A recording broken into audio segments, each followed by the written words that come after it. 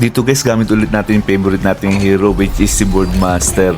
Ganun ulit guys yung rotation. Bali, mabilis ang clear ulit ng mid. Medyo makulit to, kaya medyo na-delay tayo sa pag-clear ng mid. Mamaya ka sa akin, makulit ka, bibigyan kita ng discount. After ko maklear to, dumiretso na tayo to sa Jungle Master para medyo ma-delay yung jungle nila. Importante to guys, napakalaking tulong nito para ma-delay yung jungle nila. Dating gawi, after mag-clear ng jungle creeps, balik sa mid, mag-clear ng mid.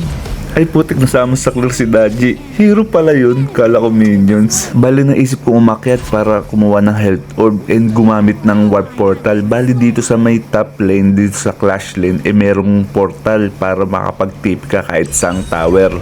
After ng clear sa bot, diretso sa mid. And nabisionan ko yung jungle nila rito na nakiklear pa ng jungle creeps, kaya diretso kami dito sa Tyrant. And after namin matek yung Tyrant, nag-initiate sila ng clash dito. Out position ako dahil nga lumabas bigla yung clash laner nila. Umatras pero bumalik. Yun, nabigyan namin ng discount ng clash laner na. Then diretso na kami dito sa Overlord. And may mangyayari dito na hindi ko inaasahan. Hindi ko alam kung error ko ba o error ng jungle namin. Pero sa tingin ko error ng jungle namin Nalasit pa ni Daji yung Overlord kasi biglang umalis yung jungle. Oh, sa kill. Umay ka talaga. After nun may tatlong nag-asim dito sa bot. And nabigyan namin ng discount. Ang kukulit nyo tara dito. Pang, patay kayo sa amin. Dito bumawi naman yung jungle namin. Agad na nakuha namin yung Tyrant. Kaya goods naman, medyo nakabawi-bawi kami. Tapos sinundan pala kami mga loko rito. And another clash na naman yung nangyari. Ang ganda ng latag ko ng ulti dahil napitas namin kagad dito yung jungle nila. Pero na-trade din yung marksman namin at hahabulin namin tong dalawa. Kala ko nga makakalaman kami kasi medyo corner sila rito sa part na to. And mapapaplikar pa nga ako dito kasi alam ko mapapatay namin half na yung buhay ng marksman.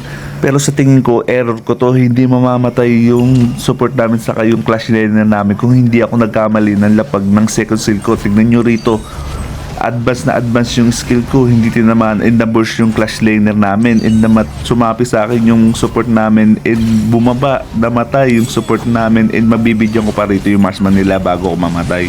And another one clash na naman dito sa mid. Di ko alam kung bakit sumugod mag-isa tong jungle na to. And nabigyan namin ng discount, napatay kagad namin. And damay pa dito, pati yung support nila, saka yung marksman. Dahil nga malalatagan ko ng ulti yung marksman nila. Magpiplicker pa nga to, kaso bitin yung flicker niya and nakulong siya.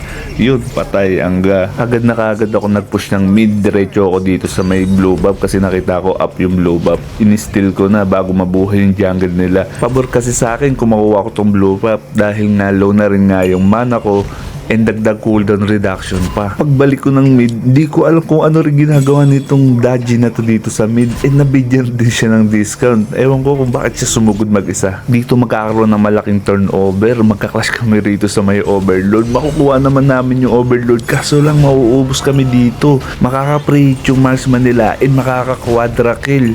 Ako lang yung natira dito. Kala ko nga may end na kami, buti na lang nabuhay ako. Hindi ko na pinilit at bumak na ako para may mag-dep. Ang kagandahan lang nasa amin yung Overlord. Sa ganda ng turnover nila hindi nila naisip mag-Tyrant. Kaya kami yung nakapwesto ngayon dito sa may Tyrant and makukuha namin tong Tyrant ng walang kahirap-hirap.